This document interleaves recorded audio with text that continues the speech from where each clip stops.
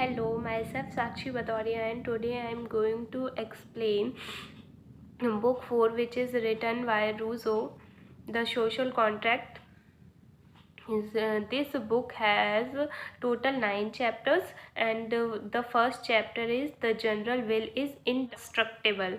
So Rousseau decided the idea that general will is indestructible.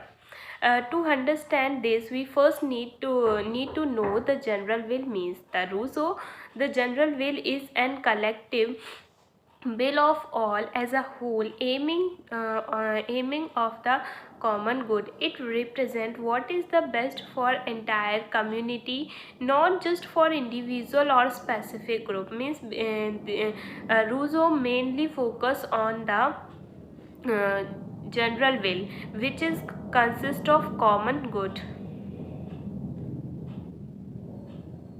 Rousseau says that just as a body stay alive as long as the vital organ function.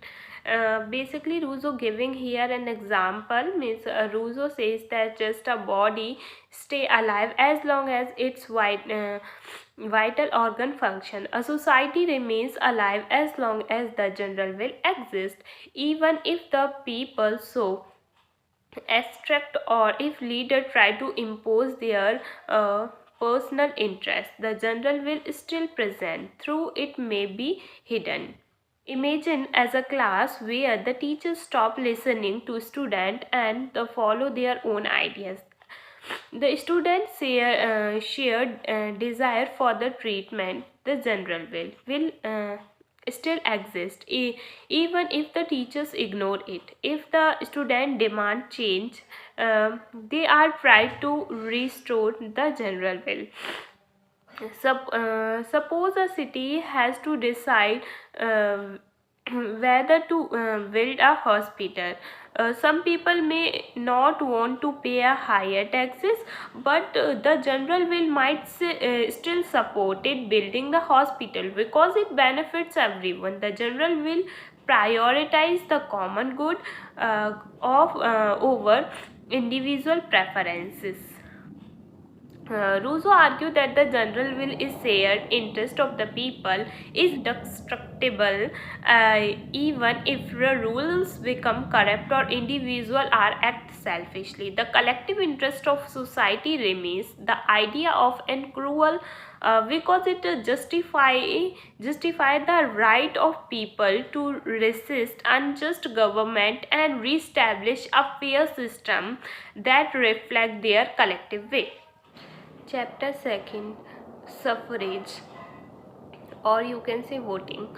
Rousseau discussed the concept of voting as a cruel means through which the general will be expressed in a democratic society. He distinguishes between the will of all and the general will.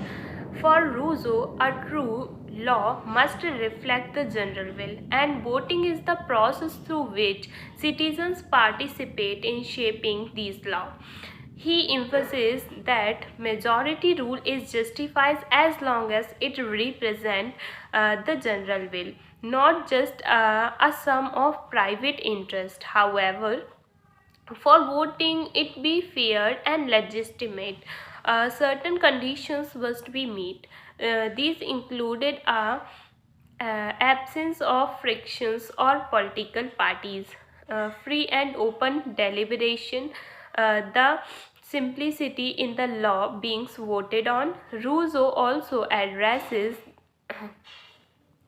the role of lawgiver and a wise and impartial figure whose help frame law but does not impose them. Importantly, Rousseau argued that even those in a majority must accept the outcomes of the vote, as they are mistaken about the general will if they oppose it. The view has been both influential and controversial, as it raised questions about individual freedom and legitimacy of majority rule. Ultimately, Rousseau presents voting as a means of individual will with the collective good, thereby ensuring that the law serves the common interest. Chapter 3 Election. Rousseau explores a method of selecting public officials and the role of election in a democratic society. He distinguishes between two types of position: those that require technical skills or expertise, and those who acquired general representations of the people will.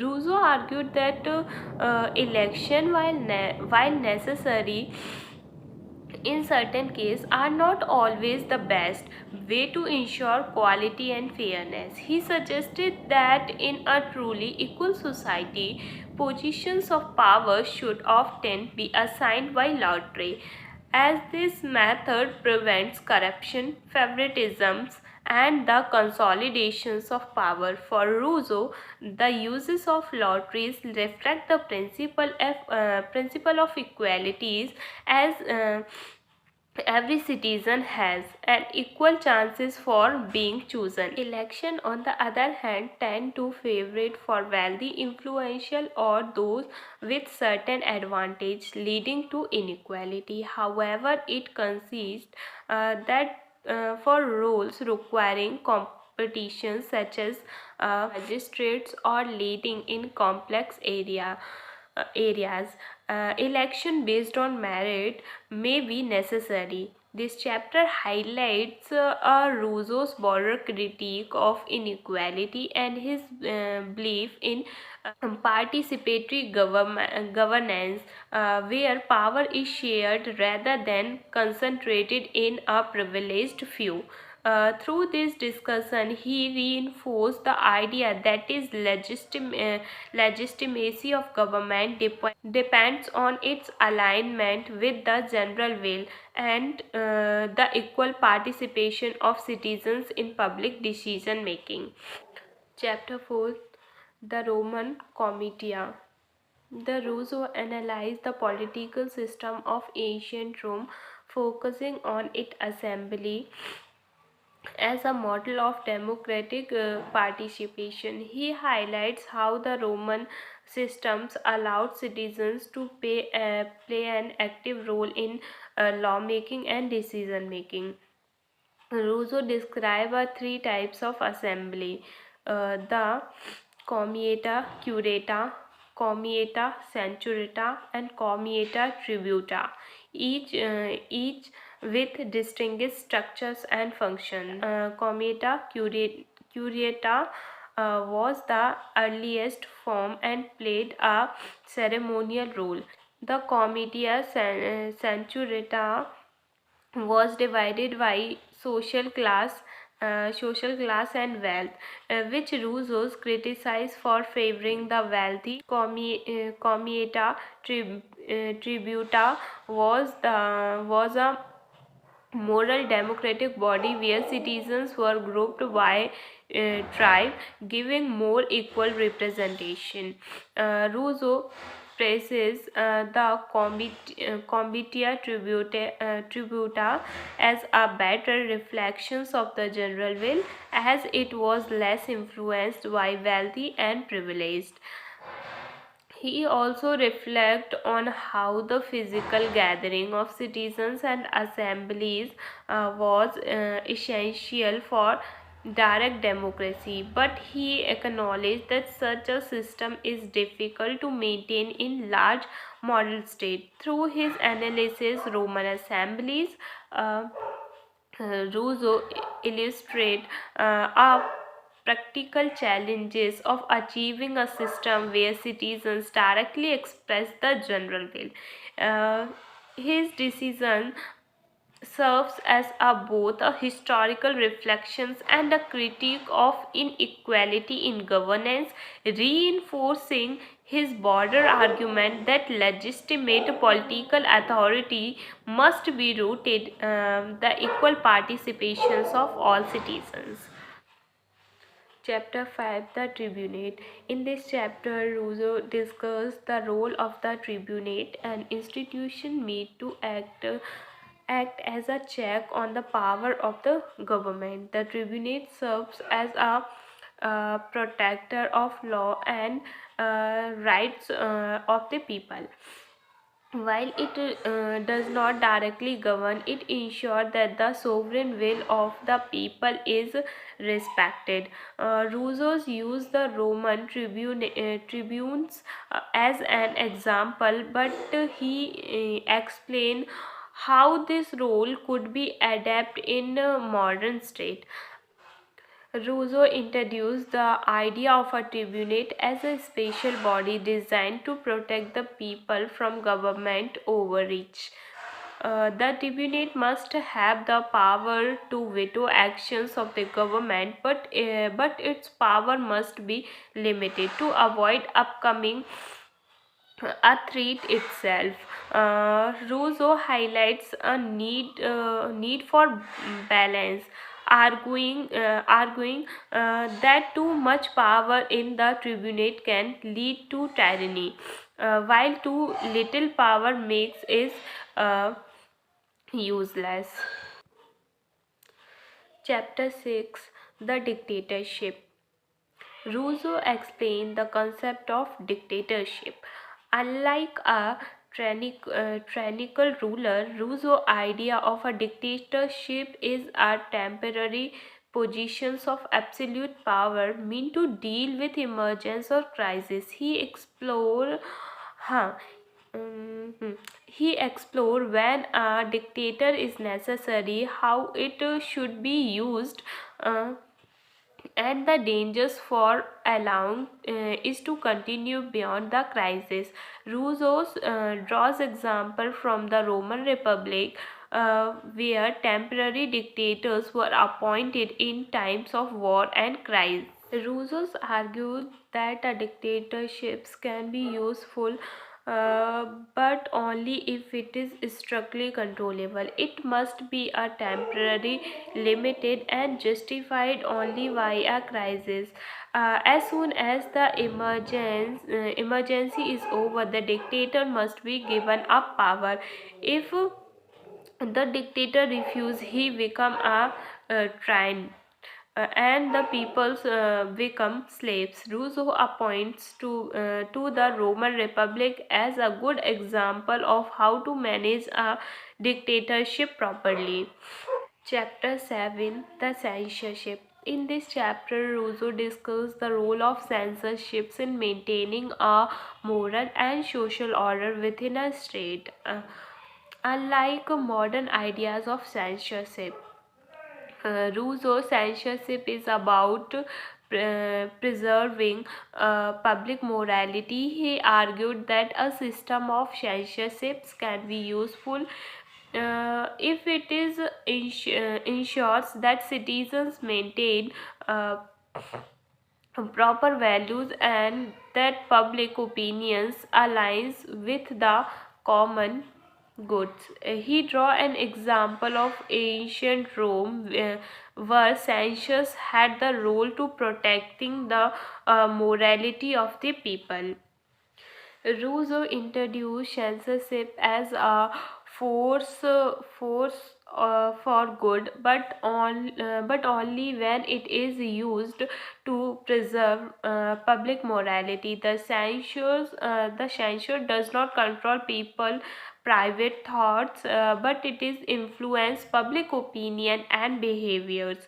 However, Rousseau warned the censorship must be and that is become useless in a corrupt society. Chapter 8, Civil Religion.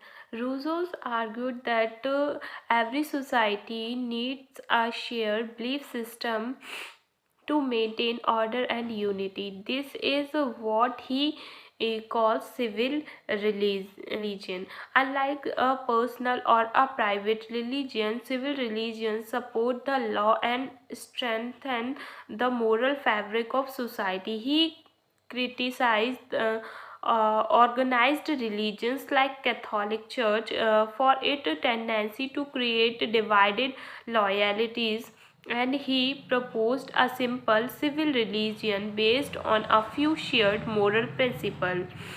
Rousseau argued that a strong state need a shared civil religion that unites all citizens under a common moral beliefs, that religions support the law and ensure that people respect the social contract.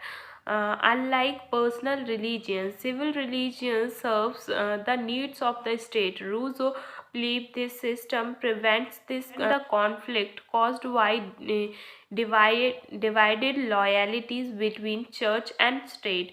His belief that disloyal citizens should face death penalty is one of the most controversial part of the social contract. So this is finally the last chapter, chapter 9, conclusion.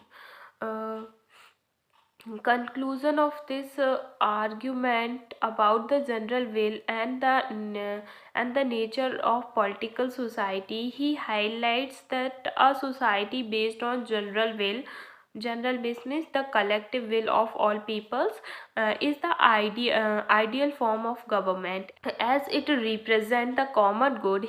He argues that individual by entering into a social contract agree to obey the general will, which is always to focus on what is the best for society as a whole. Rousseau's emphasis that true freedom is not about doing whatever one wants, but about being part of a community where the laws are made according to the general will, which everyone has agreed to follow. The general will is not simply the sum of individual desire, but it is a collective will aimed at a common good. He concludes that the social contract lead to a form of government where citizens are both free and equal, as the law they follow are critiqued where their consent and in the best interest. The idea of sovereignty of the people through the general will ensure a true liberty and equality for all citizens. So that's all. Thank you.